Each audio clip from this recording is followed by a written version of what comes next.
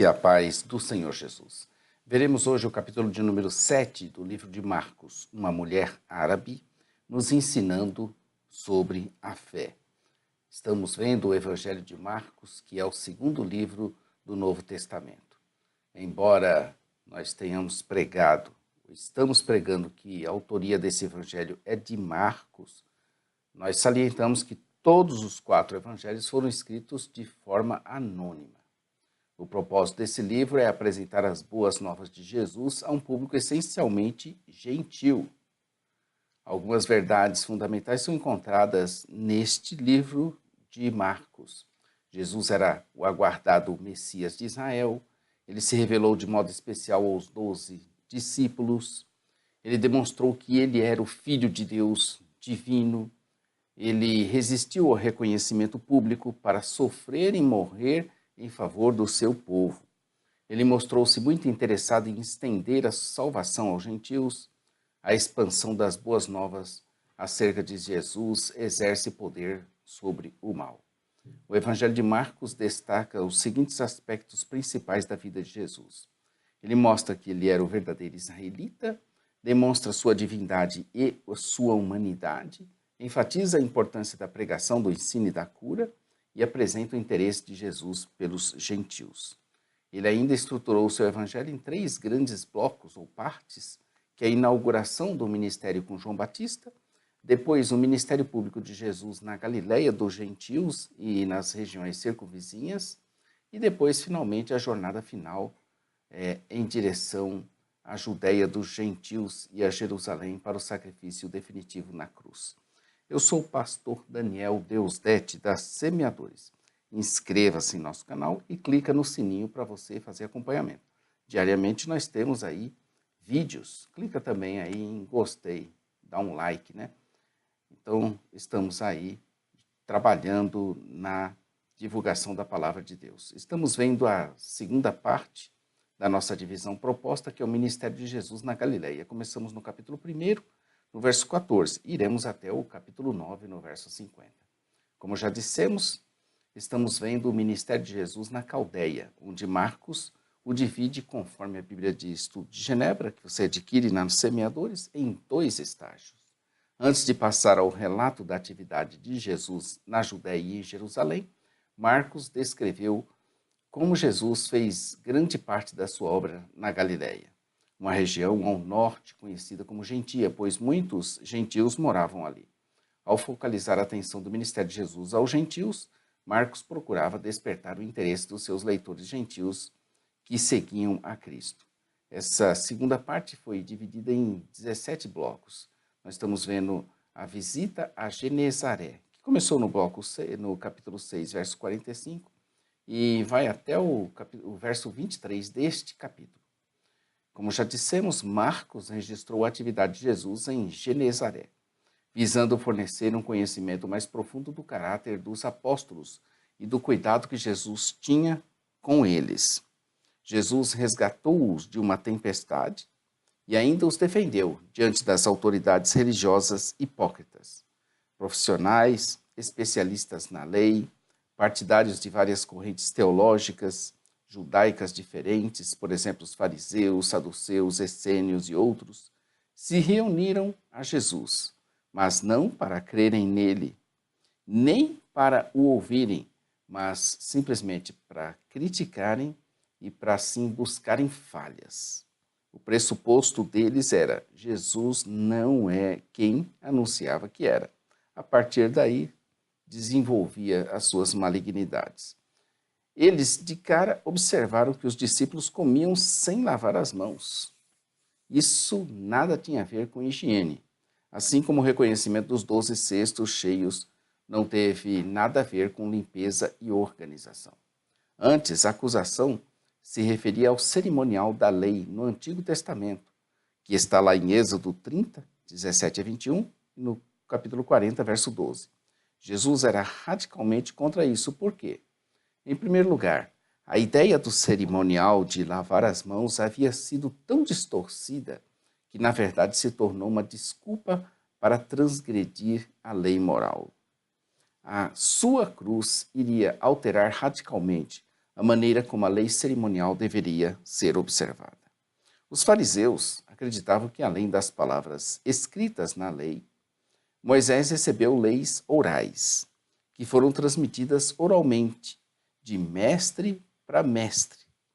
Assim, os fariseus apelavam para autoridades divergentes e até mesmo contraditórias. Em sua argumentação com os fariseus, Jesus apelava constantemente às Escrituras, como a única autoridade absoluta, e sempre retornava ao verdadeiro significado do texto. Isso é que é a preservação da palavra de Deus, né? Tem gente que considera as tradições superiores à palavra de Deus, mas não é. É a palavra de Deus, a Bíblia, é a palavra de autoridade na questão de Deus. Pela tradição dos fariseus, eles aplicavam as prescrições do Antigo Testamento, originalmente projetada para os sacerdotes na ocasião do sacrifício no templo, para todo o povo em todas as circunstâncias diárias. Como mestre, Jesus não agia de acordo com a prática instituída. Além de nunca ter recebido treinamento rabínico formal, ele comia com pecadores e não exigia que os seus discípulos praticassem a tradição dos fariseus quanto à lavagem cerimonial. Mais uma vez, Jesus demonstrou o seu desejo de levar as pessoas para agirem em conformidade com a Escritura, ao comentar sobre Isaías que o povo se aproximava dele falsamente, honrando-o com seus lábios, mas tendo o coração um bocado distante dele, né? O traduzido como negligenciando, verso 8, é bastante forte. Pode significar também cancelando, renunciando ou mesmo invalidando. Jesus não era contra a lei do Antigo Testamento em si. Nunca foi. E nunca ensinou contra ela. Do mesmo modo que o salmista, ele estava consumido do desejo pela lei de Deus. Salmo 119, verso 20. A qual ele cumpriu, protegeu e defendeu, além de ter ensinado. Ele não estava nem mesmo contra a tradição em si, mas sim contra aquilo que anulava a Escritura. Por exemplo, os versículos seguintes. Por exemplo, Moisés lhes tinha dito para honrarem seus pais, mas eles deturparam isso com a Corbã, verso 11. Esta era uma palavra aramaica que Marcos explicou em grego, desse modo indicando que estava escrevendo, pelo menos em parte, para leitores gentios. Jesus estava se referindo à tradição que efetivamente anulava o mandamento para honrar os pais. Por meio de um simples voto, no qual entregava todo o seu dinheiro para o templo, que não era necessariamente cumprido posteriormente. A pessoa poderia se esquivar da responsabilidade de sustentar os seus pais. A tradição humana aqui estava anulando a lei, verso 13. Era contra isso que Jesus se opunha. Ele não era contra a lei, nem era contra as tradições. E sejamos sensatos, ninguém vai ser contra algo que é bom. Jesus nos dá aqui uma lição do que contamina o homem.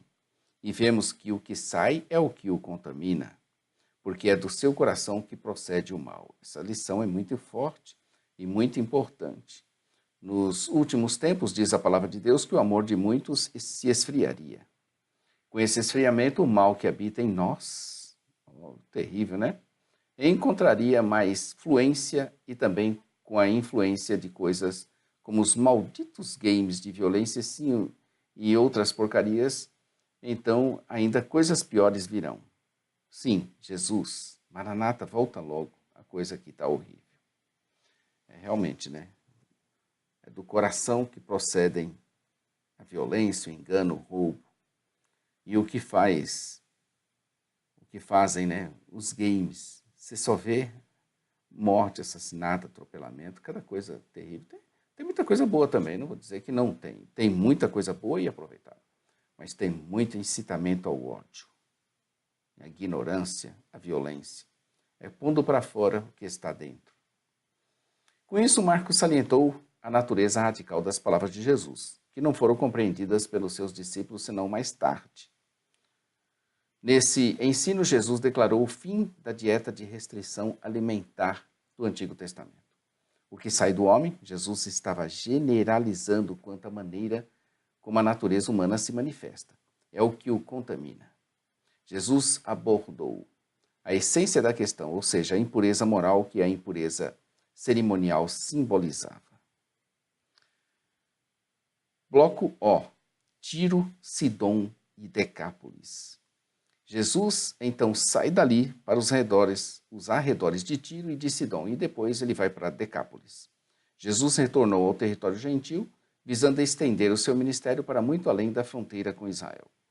Estamos aqui no verso 24 e iremos até o capítulo 8, verso 9. Tiro era uma antiga cidade portuária da Fenícia, atual Líbano.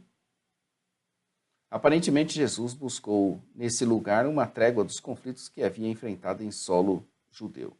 Depois, o autor da vida se encontra com uma mulher que nos dá uma profunda lição de fé e, por meio da sua fé, há uma liberação da palavra de Deus para ela de cura para sua filha, e assim o demônio sai da vida da sua menina. Ele tinha entrado em uma casa e não queria que ninguém o soubesse, mas não foi desse jeito.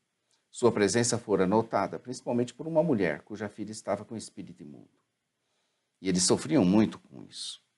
Ela era grega, ou seja, uma pessoa não judia, que falava grego, provavelmente uma descendente árabe da Síria Fenícia. Ela rogava a Jesus que expulsasse da sua filha o demônio. Jesus não pareceu dar-lhe atenção e disse que tinha de fazer primeiro a alimentação dos seus filhos até eles se fartarem. Apesar de estar em território pagão, Jesus manteve a prioridade de Israel, que são os filhos, no plano divino para a salvação, como faria Paulo mais tarde. No entanto, ela se humilha diante dele e se compara a cachorrinhos, que também precisam ao menos das migalhas que caem da mesa quando servem primeiro os filhos.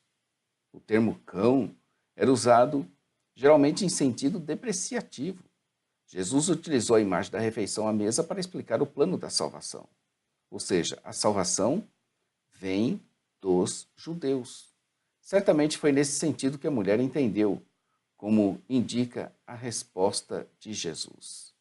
A resposta da mulher tocou tão profundamente ao Mestre que ele a elogiou e ela conseguiu o que pedia. Está aqui um verdadeiro exemplo de como interceder. Jesus a elogiou por sua grande fé. Ela ao voltar para sua casa, tinha encontrado a sua filha deitada na cama em perfeito juízo. Em todos os lugares são aceitáveis a Deus aqueles que demonstram fé. E novamente, como sempre fazemos, enfatizamos que Deus não nos escolhe pela nossa capacidade, pela nossa aparência, pela nossa força, mas sim pela nossa fé. A seguir, Jesus saiu dos arredores de Tiro e atravessou Sidom, até o mar da Galileia e a região de Decápolis, no verso 31. Jesus permaneceu em território gentil, indo primeiro para o norte de Sidom e depois ao sudoeste para a cidade de Decápolis. Em Decápolis, Jesus cura um surdo mudo por causa das pessoas que o levaram até ele. Ele não tinha um método específico de cura, mas com este Jesus o tirou da multidão, cuspiu e tocou na língua do homem, e voltando os olhos aos céus e com profundo suspiro exclamou Éfatá, ou Efatá, uma palavra aramaica que significa abre-te. A tradução que Marcos traz para o grego, conforme a Bíblia de Estudo de Genebra, novamente indica que tinha em mente leitores não judeus quando escreveu isso. Depois disso, passou o surdo-mudo a falar desembaraçadamente. Geralmente, uma pessoa surda aprende a falar corretamente somente após um certo tempo. Jesus fez o grande milagre e pediu a eles que ninguém o dissesse. A ninguém. Mas isso teve efeito, foi contrário. E quanto mais proibia, mais eles falavam. Verso 36. O verso 37 diz tudo. O povo ficava simplesmente maravilhado e dizia: ele faz tudo muito bem, faz até o surdo ouvir e o mudo falar. O capítulo 7 começa dizendo assim: foram ter com Jesus os fariseus e alguns dos escribas vindos de Jerusalém. Assim que começa o capítulo de número 7, que tem 37 versículos, e o seu verso 37 diz: e se maravilhavam sobremaneira, dizendo: tudo tem feito bem. faz até os surdos ouvir e os mudos falar. Marcos encerra o capítulo com a cura de um surdo que falava dificilmente. Ele o põe à parte e nele faz uma ministração especial, exclusiva. E assim, aquele surdo passa a ouvir e a sua língua é também desbloqueada e passa a falar fluentemente. Ambos foram milagres, tanto a fala quanto o ouvir. Todos se admiram do autor da vida que sai curando vidas e pedindo que não divulguem nada. Amanhã estaremos aqui com um convite irrecusável. Você quer vir após Jesus? Então fique conosco aqui amanhã. Inscreva-se em nosso canal. Não se esqueça de clicar no sininho para acompanhar nossos vídeos e dar o seu like. Todos os dias uma palavra de Deus. Parte escrita, jamaisdesista.com.br. É necessário que você entre lá para você ver. Em breve estaremos com alguns infográficos de cada um dos capítulos da Bíblia. Já pensou? Toda a Bíblia em infográficos. Existe uma Bíblia já assim, mas nós queremos também produzir a nossa, com base nos nossos textos. A nossa loja virtual, os semeadores.com.br. Nosso programa de rádio todo dia, 8h30, Momento Missionário. Então, você acessa e você vai conhecer um pouco mais do nosso ministério. Fiquem com Deus. Um bom dia para vocês na presença do Senhor Jesus. Só mais um detalhe. Como eu estava falando aqui para vocês dos infográficos, ou a proposta que tenho, Jamais Desista de apresentar todos os capítulos da Bíblia de forma infográfica, aqui existe uma Bíblia chamada, aqui ó, a Bíblia Visual. Ela está à venda aqui na nossa Semeadores. Essa Bíblia aqui é da Sociedade Bíblica. Ela apresenta, é uma Bíblia visual com infográficos. Então, entenda a Bíblia facilmente, com infográficos atraentes. A Bíblia Visual apresenta as histórias e os fatos mais significativos da Bíblia de maneira objetiva, informativa e compreensível. Então, listas, mapas e gráficos ajudam o leitor a ganhar uma nova compreensão das histórias bíblicas, graças ao dinamismo dos recursos gráficos. A Bíblia Visual é uma ótima forma de conhecer as Escrituras e seus ensinamentos.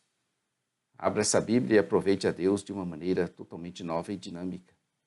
Fiéis aos originais, semeando a palavra, aqui, semeando a palavra que transforma vidas.